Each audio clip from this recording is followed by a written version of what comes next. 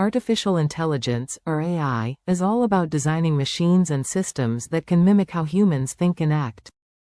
These machines are capable of performing a wide range of tasks, things like making decisions, solving problems, understanding human language, recognizing patterns, and even creating music or artwork.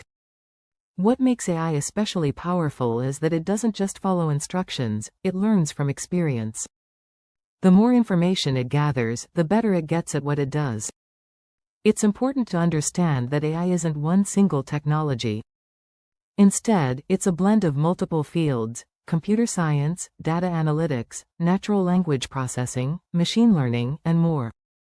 The common goal across all of these is to build systems that can learn and reason independently, with minimal human input. Now, not all AI is the same. In fact, there are several distinct types. The most familiar is narrow AI, also known as weak AI. This is the kind we use every day. Think of virtual assistants like Siri or tools that filter out spam emails. These systems are built to handle one specific task really well. On the other end of the spectrum is artificial general intelligence, or AGI, which is still purely hypothetical. AGI would be able to perform any intellectual task a human can do. Then there's the concept of strong AI, machines with actual consciousness or self-awareness. Right now, this is more of a philosophical debate than a technical reality. There's also augmented intelligence, which is all about using AI to support and amplify human abilities, not replace them.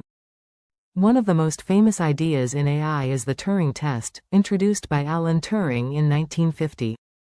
He posed a fascinating question: if a person has a conversation with a machine and can't tell whether it's human or not, does that mean the machine is intelligent?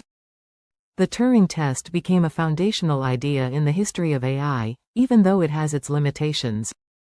It pushed researchers to think more deeply about what intelligence actually means.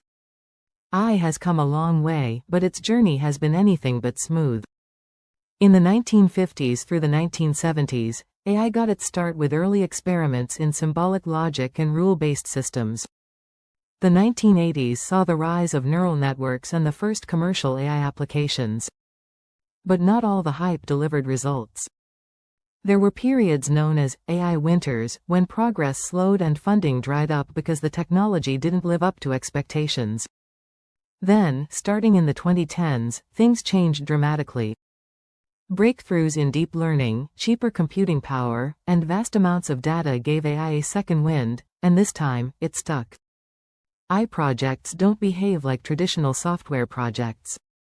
In traditional development, you define your requirements up front, code the logic manually, and expect clear, deterministic outcomes. You test whether the code passes or fails based on specific rules. But AI projects are different. They rely on data, not rules. The outcomes are often probabilistic, not guaranteed. Testing involves evaluating how well a model performs statistically, not whether it follows a fixed path. Instead of coding instructions, you train models. Understanding this shift is essential, especially when using AI project methodologies like CPMAI, which are built to handle this kind of complexity. A big part of AI is machine learning, the ability for machines to learn from data without being explicitly told what to do. There are three major approaches. Supervised learning is like teaching with flashcards. The model sees labeled data and learns the connection between inputs and outputs. Unsupervised learning is more like exploration. It finds hidden patterns in data without labels. Reinforcement learning, on the other hand, works by trial and error. The system interacts with its environment, learns from the feedback it receives, and gets better over time. Some core terms help make sense of all this. An algorithm is the recipe for learning. Once you apply that recipe to your data, you get a model. That's what actually makes predictions. Features are the input variables, labels are the outcomes you want the model to learn.